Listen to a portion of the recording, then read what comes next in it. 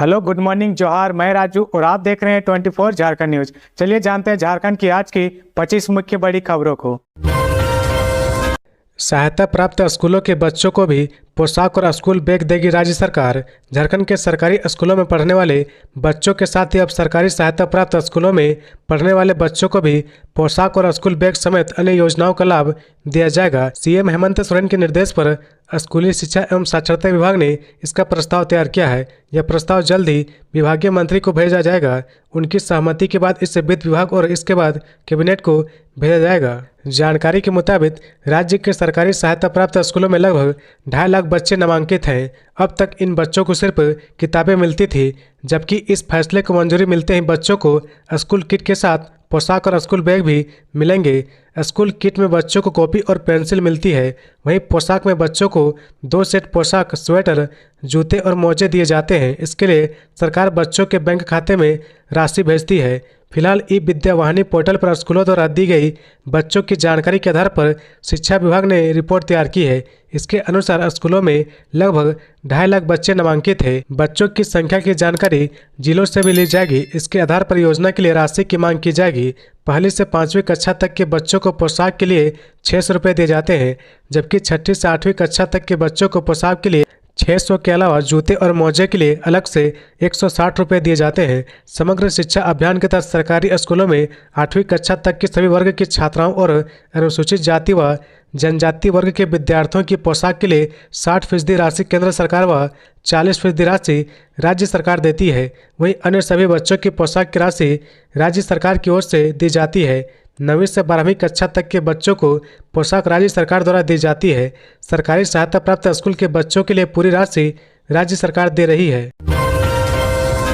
हेमंत बिस्वा शर्मा का चंपा सोरेन को खुला ऑफर, कहा बीजेपी में आ जाइए। सोमवार को असम के मुख्यमंत्री व झारखंड विधानसभा चुनाव से प्रभारी हेमंत बिस्वा शर्मा दिल्ली रवाना हो गए। इस दौरान उन्होंने पत्रकारों से बातचीत में कहा कि मेरी चंपा सोरेन से कुछ महीनों से बातचीत होती रहती है, लेकिन कोई राजनीतिक बातें नहीं हुई है। वो सीनियर लीडर है, उनके बारे में ज़्यादा कुछ कहना सही नहीं है। मैं चाहता हूं कि चंपा सोरेन भाजपा में आ जाए। चंपा सोरेन की हर गतिविधियों पर भाजपा की नज़र है। उन्होंने कहा अभी चंपा दिल्ली में है और वे भी दिल्ली जा रहे हैं, ऐसे में दोनों की मुलाकात हो सकती है। हेमंत ने इशारा दिया कि चंपा अपने तीसरे विकल्प की ओर आगे बढ़ सकते हैं। बता दें कि पूर्व मुख्यमंत्री चंपा सोरेन का प्रेशर पॉलिटिक्स लगातार जारी है। वह आज फिर दिल्ली पहुंचे हैं। रविवार की शाम वह पूर्वी सिंहभूम के चाकुलिया में आयोजित एथलेटिक्स क्लब के फुटबॉल टूर्नामेंट में शामिल हुए थे। इसके बाद सड़क मार्ग से बहरागोड़ा होते हुए कोलकाता चले गए। उनके इस स्टैंड से झारखंड की राजनीति में फिर से खलबली मची हुई है। तरह तरह के कयास लगाए जा रहे हैं। बंगाल की खाड़ी में बन रहा नया निम्न दबाव, जाने झारखंड में कैसा रहेगा आज का मौसम। बंगाल की खाड़ी में एक नया निम्न दबाव का क्षेत्र बन रहा। मौसम विभाग ने कहा कि एक निम्न दबाव का क्षेत्र पश्चिम बंगाल में तैयार हो चुका है। अब यह झारखंड और उससे सटे उत्तरी उड़ीसा की ओर बढ़ेगा।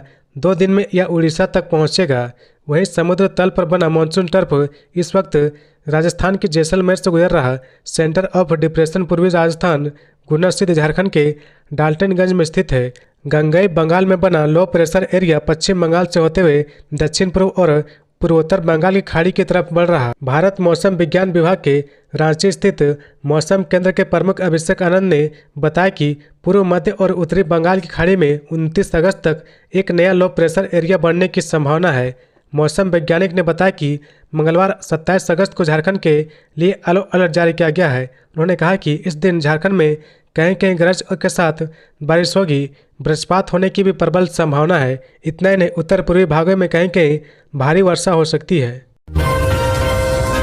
चाईबासा के रोरो नदी में 2 बहनें डूबी। नहाने के दौरान गहरे पानी में समाई एक की डूबने से मौत, 100 की तलाश जारी।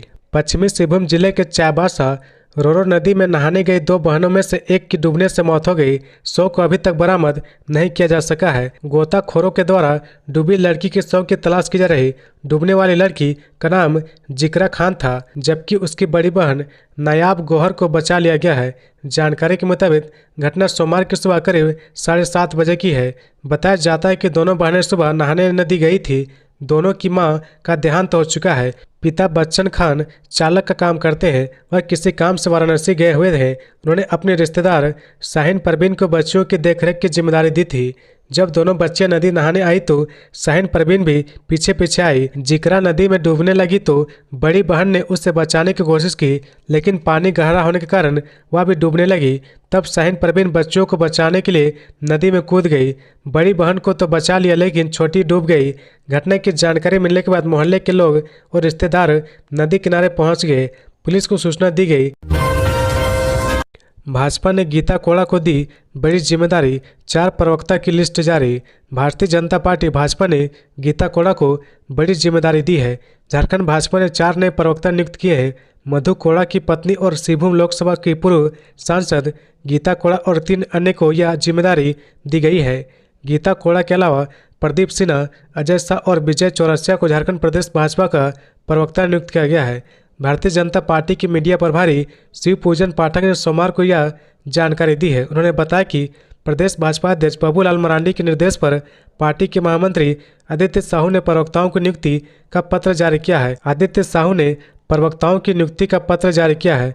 आदित्य साहू ने कहा कि यह संगठनात्मक नियुक्ति तत्काल प्रभाव से लागू है। उन्होंने बताया कि प्रदेश भाजपा अध्यक्ष बाबूलाल मरांडी के निर्देश पर पार्टी के महामंत्री आदित्य साहू ने प्रवक्ताओं की नियुक्ति का पत्र जारी किया है। आदित्य साहू ने कहा कि यह संगठनात्मक नियुक्ति तत्काल प्रभाव से लागू है।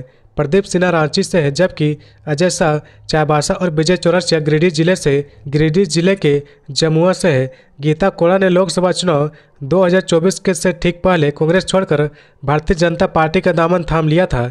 सिंहभूम लोकसभा सीट से भाजपा के टिकट पर चुनाव भी लड़ी, लेकिन जोबा मांझी ने उन्हें पराजित कर दिया।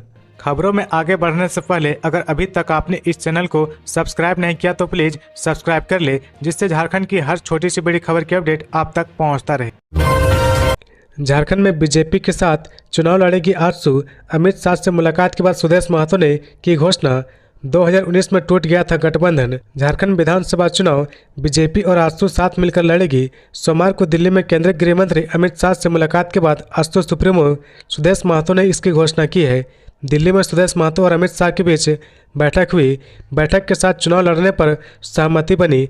हालांकि आजसू कितने सीटों पर चुनाव लड़ेगी यह क्लियर नहीं किया गया है। साल 2019 में हुए विधानसभा चुनाव में दोनों पार्टियों के बीच सहमति बनी, लेकिन चुनाव से पहले आजसू ने अपना रास्ता अलग कर लिया था। इसका खामियाजा दोनों ही पार्टियों को उठाना पड़ा था। बीजेपी 28 सीटों पर अटक गई थी, वहीं आजसू को 2 सीटें हाथ लगी थी। झारखंड में कुर्मी वोटर निर्णायक भूमिका में होते हैं, इसलिए सभी पार्टियां कुर्मी पर फोकस कर रही है। कांग्रेस के केशव महतो कमलेश को पार्टी का प्रदेश अध्यक्ष बनाया गया है। वहीं जेएमएम की पहले से ही कुर्मी वोट पर अच्छी पकड़ है। इस स्थिति में बीजेपी ने आजसू के साथ चुनाव लड़ने का निर्णय लिया है। आजसू की स्थापना जेएमएम नेता निर्मल महतो ने की थी। वे लंबे समय तक जेएमएम के साथ थे। बाद में आजसू में भी कई बार टूट हुई। साल 2000 के बाद से सुदेश महतो आजसू का नेतृत्व कर रहे। 2007 में सुदेश महतो ने पार्टी का पुनर्गठन किया था। आजसू कुछ मौके को छोड़कर साल 2000 से अब तक लगातार एनडीए के साथ रही। हाल ही में हुए लोकसभा चुनाव में पार्टी गिरिडीह सीट जीतने में कामयाब रही। झारखंड में आने वाले कुछ महीने में विधानसभा के चुनाव होने वाले हैं। विधानसभा चुनाव को लेकर सभी पार्टियां गोलबंदी में जुट गई है। वहीं जेएमएम नेता चंपा सोरेन भी अगले कुछ दिनों में अपने नए राजनीतिक कदम का खुलासा करने वाले हैं। चर्चा है कि चंपा अपनी नई पार्टी बना सकते हैं।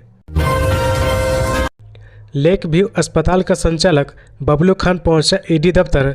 डॉक्टर इश्तियाक अहमद से संबंधों का होगा खुलासा। अलकायदा इन इंडियन सब कॉन्टिनेंट के मॉड्यूल से जुड़े केस में संदिग्ध आतंकी डॉक्टर इश्तियाक अहमद के तार जमीन घोटाले के आरोपियों से जुड़े हुए हैं या नहीं, इसकी पड़ताल ईडी ने शुरू कर दी है।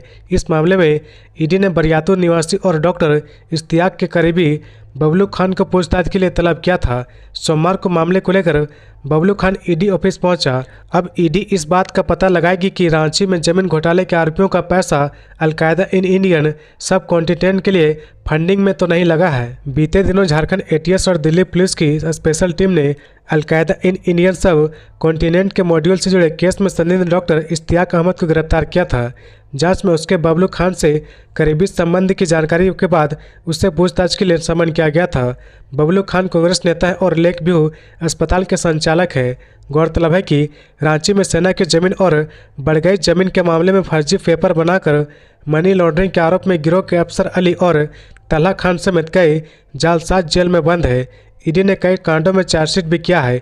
इसी बीच पिछले दिनों दिल्ली पुलिस के स्पेशल सेल और झारखंड एटीएस की कार्रवाई में डॉक्टर इश्तियाक अहमद की गिरफ्तारी हुई है। इश्तियाक अहमद बबलू खान के अस्पताल से जुड़ा है। वह बबलू खान के निर्माणाधीन फ्लैट में ही रहता भी था। ईडी सूत्रों के मुताबिक बबलू खान जमीन घोटाले के मास्टरमाइंड अफसर अली उर्फ अफसू खान का भाई है। वहीं इसी केस में गिरफ्तार तलहा खान बबलू खान का दामाद है।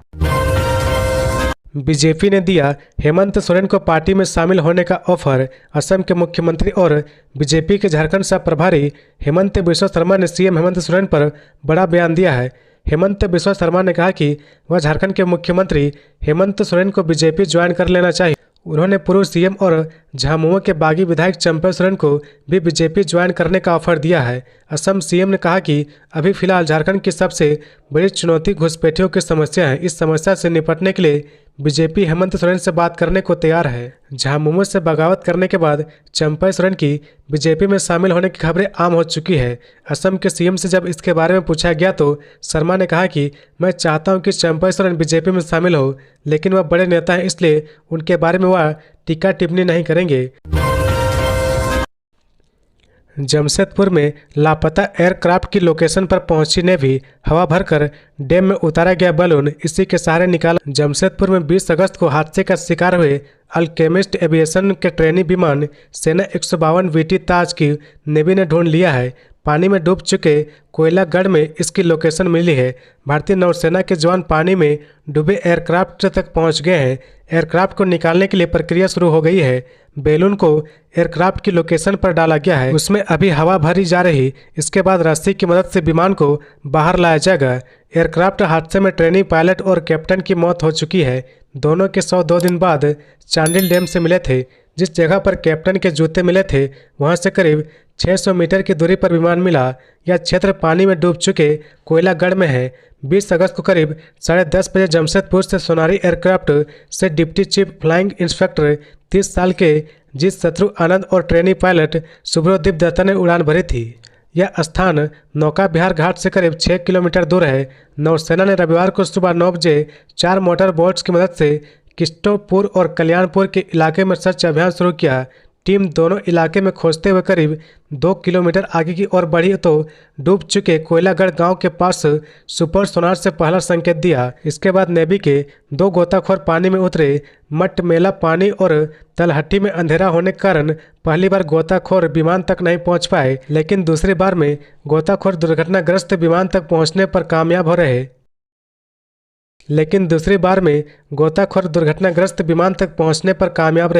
विमान 15 मीटर की गहराई में पाया गया। इसके बाद भारतीय नौसेना से इसकी जानकारी प्रशासनिक अधिकारियों को दी गई। एसोसिएशन ने प्रीपेड स्मार्ट मीटर का किया विरोध।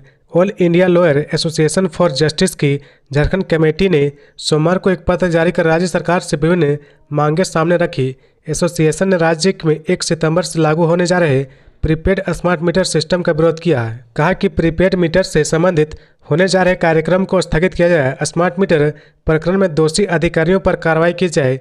बिजली सहित अन्य विभागों में व्याप्त भ्रष्टाचार की सीबीआई से जांच कराई जाए। एसोसिएशन ने आगे मांग की कि वकीलों को सुरक्षा दी जाए। कहा कि आए दिन वकीलों को टारगेट कर उन पर हमले किए जाते हैं। इस पर रोक लगाने के लिए एडवोकेट प्रोटेक्शन लागू किया जाए। वकीलों को सरकार पूरी सुरक्षा दे ताकि मुकदमों के त्वरित निष्पादन के लिए वे पहल कर सके। कहा कि वकीलों का बिना भेदभाव कराया जाए। मांग है कि बुजुर्ग अधिवक्ताओं को बीमा कंपनियों द्वारा आयु संबंधी बंदिशों से मुक्त रखा जाए। कहा कि सभी वकीलों को आयुष्मान भारत योजना की सुविधा दी जाए। वकीलों को जरूरी काम के लिए बैंक से लोन लेने में असुविधा न हो। पत्र में संयोजक अजब लाल सिंह और योगेंद्र नारायण सिन्हा ने हस्ताक्षर किया है। पलामू पुलिस ने जेजेएमपी के 3 नक्सली को किया गिरफ्तार। राइफल और पिस्तौल बरामद। पलामू पुलिस को बड़ी सफलता हाथ लगी है। पलामू पुलिस ने प्रतिबंधित नक्सली संगठन झारखंड जन मुक्ति परिषद जेजेएमपी के 3 सदस्यों को गिरफ्तार किया है। गिरफ्तार नक्सलियों के पास से पुलिस ने राइफल, पिस्टल और गोली बरामद किया है। गिरफ्तार नक्सलियों ने पलामू पुलिस के समक्ष कई खुलासे किए हैं, जिसके बाद पुलिस के इलाके में सर्च अभियान चला रही। दरअसल पलामू पुलिस को सूचना मिली थी कि जेजेएमपी के नक्सली एक बाइक पर सवार होकर ठेकेदार को धमकी देने और लेवी के लिए तुम्बा गाड़ा के इलाके में जा रहे थे। इसी सूचना के आलोक में पुलिस ने सर्च अभियान शुरू किया था और बाइक सवार तीनों नक्सली को गिरफ्तार किया। गिरफ्तार नक्सली विजय पासवान, अशोक कुमार और अखिलेश कुमार पर कई नक्सली हमलों को अंजाम देने का आरोप है। नक्सली अशोक कुमार पर 2018 में पुलिस एवं सुरक्षा बलों के साथ हुई मुठभेड़ की घटना में भी शामिल रहने का आरोप है। विजय पासवान और अशोक कुमार पलामू के लेस्लीगंज जबकि अखिलेश कुमार सतबरवा के ठेमी का रहने वाला है। पलामू एसपी रेशमा रमेशन ने गिरफ्तारी की पुष्टि की है। सतबरवा के थाना प्रभारी अंचित कुमार ने बताया कि गिरफ्तार तीनों नक्सली कुछ दिनों पहले थाना क्षेत्र के राज्य डेरवा में हो रहे पुल निर्माण में लगी कंपनी के कर्मियों के साथ मारपीट की थी। गिरफ्तार नक्सली पलामू लातेहार के इलाके में सक्रिय थे। सर्च अभियान में सतबरवा के थाना प्रभारी अंचित कुमार, एएसआई सुबोध कुमार एवं बसंत कुमार दुबे शामिल थे। अबुआ आवास योजना में गड़बड़ी, ग्रामीण ने मुखिया और वार्ड सदस्य पर पैसे उगाही का लगाया आरोप। झारखंड सरकार के द्वारा अबुआ आवास योजना की शुरुआत की गई है, जिसके अंतर्गत राज्य के गरीब लोगों को 3 कमरों का पक्के मकान बनाकर दी जाती है। इस योजना को झारखंड सरकार के द्वारा महत्वाकांक्षी योजना के रूप में देखी जाती है, लेकिन देवघर जिले में इस योजना को लेकर लाभुक द्वारा गबन और उगाही का आरोप लगाया गया है। दरअसल देवघर जिले के कचुआ बांक पंचायत के ग्रामीण ने सारठ के प्रखंड विकास पदाधिकारी के कार्यालय में आवेदन देकर शिकायत की है। ग्रामीणों ने आरोप लगाया कि वैसे लोगों को अबुआ आवास योजना का लाभ मिल रहा है जो इसकी श्रेणी में नहीं आते हैं और जिन लोगों को सच में इस योजना की आवश्यकता है वह अभी तक इस योजना से वंचित है। अपनी शिकायत लेकर ब्लॉक पहुंचे एमडी नियाज मिर्जा ने कहा कि अबुआ आवास योजना की जब पहली सूची आई तो उसमें भी गड़बड़ी देखने को मिली। इसे लेकर तत्कालीन सारठ के बीडीओ से शिकायत भी की है। इसको लेकर तत्कालीन सारठ के बीडीओ से शिकायत भी की गई थी। इसके बावजूद कुछ दिन पहले जब दूसरी सूची आई तो उसमें भी वैसे लोगों को इस योजना का लाभ दिया गया जो आर्थिक रूप से मजबूत है। जिन्हें सच में आवास की आवश्यकता है वे बेचारे आज भी मिट्टी के मकान में रह रहे हैं। वैसे लोगों को इस योजना का लाभ नहीं मिल पा रहा। वहीं एक अन्य शिकायतकर्ता का कहना है कि इस योजना में पंचायत सचिव, मुखिया पंचायत समिति और वार्ड सदस्यों द्वारा लाभुक से 20 से 25 हज़ार रुपये का रिश्वत ली जाती है और घूस लेने के बाद सूची में अयोग्य लोगों का नाम जोड़ दिया जाता है। जबकि एक अन्य शिकायतकर्ता ने बताया कि इसी तरह अबुआ आवास योजना में गड़बड़ी होती रही तो जो वाजिब लाभुक है वह इस योजना से वंचित रह जाएंगे। बाबूलाल मरांडी के आरोपों पर बोली रांची पुलिस, पहले भी एसएसपी ने जेएमएम जिला अध्यक्ष को हिरासत में भेजा था। बीजेपी विधायक दल के नेता बाबूलाल मरांडी के आरोपों का रांची पुलिस ने जवाब दिया है। रांची पुलिस ने अपने एक्स हैंडल के जरिए बाबूलाल के आरोपों का खंडन किया है। रांची पुलिस की ओर से कहा गया कि आपके द्वारा रांची पुलिस के ऊपर लगाए गए सभी आरोप तथ्य से सर्वथा परे और निराधार है। पुलिस की ओर से सभी जिम्मेदारियों का सम्यक निर्वहन किया गया है। सार्वजनिक तौर पर उपलब्ध वीडियो फुटेज का यदि निष्पक्ष अवलोकन किया जाए तो ज्ञात होगा कि रांची पुलिस ने महत्तम संयम का परिचय देते हुए विधि व्यवस्था संधारण के लिए आवश्यक न्यूनतम बल प्रयोग किया है। वरीय पुलिस अधीक्षक और अन्य पदाधिकारी द्वारा कार्यकर्ताओं से लगातार अनुरोध किया जा रहा था कि वे पत्थर ना चलाए, बैरिकेड ना तोड़े और अपना कार्यक्रम शांतिपूर्ण तरीके से चलाए। सांसदों और विधायकों से भी अनुरोध किया जा रहा था कि वे कार्यकर्ताओं को ऐसा करने से रोके, परंतु इसके बावजूद पुलिसकर्मी पर पड़े पत्थर बरसाए गए और बैरिकेडिंग तोड़ने का प्रयास जारी रहा। इससे कुछ पुलिस पदाधिकारी और कर्मी घायल भी हुए। कई कार्यकर्ता पुलिस कर्मियों पर पत्थर फेंकते समय भारत माता की जय के नारे लगा रहे थे। इस दृश्य के परिप्रेक्ष्य में मीडिया की ओर से पूछे जाने पर ही एसएसपी द्वारा यह बयान दिया गया था। इसे आपत्तिजनक कहना युक्ति युक्त नहीं होगा। अपनी जिम्मेदारियों को छोड़ झामुमो कार्यकर्ताओं की तरह कार्य करने के भौतिक आरोप के संबंध में विधिवत है कि एसएसपी रांची जब सरायकेला खरसावां के एसपी के रूप में पदस्थापित तब तत्कालीन मुख्यमंत्री के कार्यक्रम में व्यवधान पहुंचाने का प्रयास कर रहे झामुमो कार्यकर्ताओं को कड़ाई से न केवल रोका गया था बल्कि प्राथमिकी दर्ज कर तत्कालीन झामुमो जिला अध्यक्ष को हिरासत में भी भेजा गया था। मुख्यमंत्री का पद एक उच्च स्तरीय संवैधानिक पद है जिसकी सुरक्षा के सभी पहलू संवेदनशील होते हैं और इसके संधारण के लिए पुलिस को दृढ़ रहना ही पड़ता है। अमित शाह के साथ बैठक करेंगे चंपा सोरेन। असम के सीएम हेमंत बिस्वा शर्मा बोले उनके बीजेपी में आने से पार्टी मजबूत होगी। झारखंड के पूर्व सीएम चंपा सोरेन सोमवार को एक बार फिर दिल्ली पहुंचे हैं। मीडिया रिपोर्ट्स की माने तो थोड़ी देर में वे अमित शाह के साथ बैठक करेंगे। दिल्ली पहुंचने पर बीजेपी नेताओं से मिलने और बीजेपी में शामिल होने के सवाल पर उन्होंने कहा कि मैं अपने काम से 2 दिन के लिए दिल्ली आया हूं, अभी कोई फैसला नहीं लिया है, आगे क्या करूंगा बाद में बताऊंगा। अगर बीजेपी नेताओं से मुलाकात के दौरान बात बनती है तो वे झारखंड मुक्ति मोर्चा जेएमएम पार्टी और मंत्री पद से इस्तीफा भी दे सकते हैं। इधर असम के मुख्यमंत्री और भाजपा झारखंड प्रभारी हेमंत बिस्वा शर्मा ने कहा कि मैं चाहता हूं कि चंपई सोरेन भाजपा में आए और हमें ताकत दे। चंपई सोरेन के सामने 3 रास्ते हैं, वे अभी दिल्ली में हैं, उनके साथ बातचीत का रास्ता खुला है। चंपई सोरेन 25 अगस्त की शाम ही खड़गपुर होते हुए कोलकाता चले गए थे। उनके साथ उनके 2 बेटे बाबूलाल सोरेन और वकील सोरेन भी है। उनके साथ प्रेस सलाहकार चंचल गोस्वामी साथ है। ऐसे में अटकलें का बाजार एक बार फिर गर्म हुआ है। चंपई सोरेन पहले ही कह चुके हैं कि वे अपना नया अध्याय शुरू करेंगे। वे ना भाजपा में जाएंगे ना ही झामुमो में वापस आएंगे। ऐसे में कयास यह भी लगाया जा रहा है कि वे दिल्ली में आगे की रणनीति तैयार करेंगे। हजारीबाग में 5 मजदूरों की मौत। हेमंत सोरेन के कार्यक्रम में टेंट लगाने आए थे।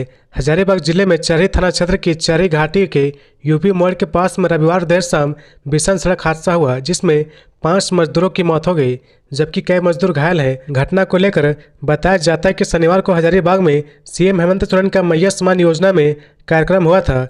रविवार को टेंट का सामान खोला गया और ट्रक में लोड करके हजारीबाग से ट्रक रांची की ओर जा रहा था। बारिश की वजह से चालक नियंत्रण खो बैठा और ट्रक अनियंत्रित होकर डिवाइडर से टकराकर पलट गया।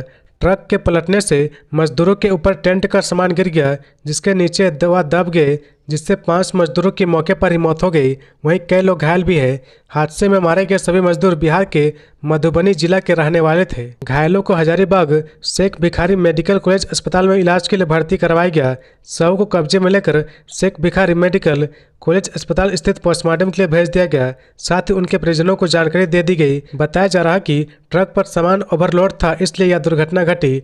घटना को लेकर घाटी क्षेत्र में जाम की स्थिति बन गई थी। चरही थाना प्रभारी गौतम कुमार को सूचना मिलते ही घटनास्थल पर पहुंचकर शव को कब्जे में लेकर NHAI के एम्बुलेंस में हजारीबाग भेजा। आरजी कर मेडिकल अस्पताल के पूर्व प्रिंसिपल संदीप घोष पूछताछ के लिए पहुंचे सीबीआई दफ्तर। कोलकाता के महिला डॉक्टर से दरिंदगी मामले में सीबीआई लगातार छानबीन कर रही। इस बीच आरजी कर मेडिकल अस्पताल के पूर्व प्रिंसिपल संदीप घोष पूछताछ के लिए जांच एजेंसी के दफ्तर पहुंच चुके हैं, जहां उनसे पूछताछ जारी है। इससे पहले भी उनसे केंद्रीय जांच एजेंसी की टीम लंबी पूछताछ कर चुकी है। 9 अगस्त को महिला चिकित्सक से दुष्कर्म और हत्याकांड में अदालत के आदेश के बाद सीबीआई ने जांच अपने हाथ में ले लिया था। इससे पहले रविवार को सीबीआई की टीम संदीप घोष समेत आरजी कर मेडिकल अस्पताल से जुड़े कई लोगों के ठिकानों पर छापा मारा था, जहां घर में रखे कई दस्तावेजों और उपकरणों की जांच की गई। साथ ही उनके परिजन से भी पूछताछ हुई थी। ज्ञात हो कि अस्पताल में वित्तीय गड़बड़ी मामले की शिकायत सीबीआई को मिली थी, जिसके बाद यह कार्रवाई की गई। ट्रैक्टर दुर्घटना में किसान की मौत। घर का इकलौता बेटा था शिवशंकर। लातेहार सदर थाना क्षेत्र अंतर्गत बाजकुम गांव में ट्रैक्टर दुर्घटना में एक किसान की मौत हो गई। मृतक किसान शिवशंकर यादव अपने माता पिता का इकलौता बेटा था। उसकी मौत से पूरे परिवार पर दुखों का पहाड़ टूट पड़ा है। घटना की जानकारी मिलने के बाद पुलिस शव को कब्जे में लेकर पोस्टमार्टम के लिए लातेहार सदर अस्पताल भेज दिया है। दरअसल सदर थाना क्षेत्र के बाजकुम गांव निवासी शिवशंकर यादव अपने खेत की जुताई कर ट्रैक्टर से वापस घर लौट रहा था। इसी बीच घर से लगभग 1 किलोमीटर पहले अचानक ट्रैक्टर अनियंत्रित होकर पलट गई, जिससे शिवशंकर यादव ट्रैक्टर के नीचे दब गया। हालांकि स्थानीय लोगों ने ट्रैक्टर को पलटा हुआ देखकर मदद करने के लिए आगे आए, लेकिन जब तक ट्रैक्टर के नीचे से शिवशंकर को निकाल पाते तब तक उसकी मौत हो गई थी। इधर ग्रामीण ने घटना की जानकारी मृतक के परिजन और पुलिस को भी दी। घटना की जानकारी मिलने के बाद पुलिस इंस्पेक्टर प्रमोद कुमार सिन्हा के निर्देश पर पुलिस टीम घटनास्थल पर पहुंची और मामले की छानबीन करते हुए मृतक के शव को कब्जे में लेकर पोस्टमार्टम के लिए सदर अस्पताल भेज दिया। पुलिस इंस्पेक्टर प्रमोद सिन्हा ने बताया कि पुलिस इस घटना की छानबीन कर रही है। तो ये थी आज की झारखंड की टॉप बड़ी खबरें। इसी तरह झारखंड की हर छोटी सी बड़ी खबर देखने के लिए आप हमारे चैनल 24 झारखंड न्यूज को सब्सक्राइब करके बेल आइकन प्रेस कर ले, जिससे झारखंड की हर छोटी सी बड़ी खबर की अपडेट आप तक पहुंचता रहे। तो आज के लिए बस इतना ही। हमें दीजिए इजाज़त, फिर मिलते हैं नेक्स्ट न्यूज में।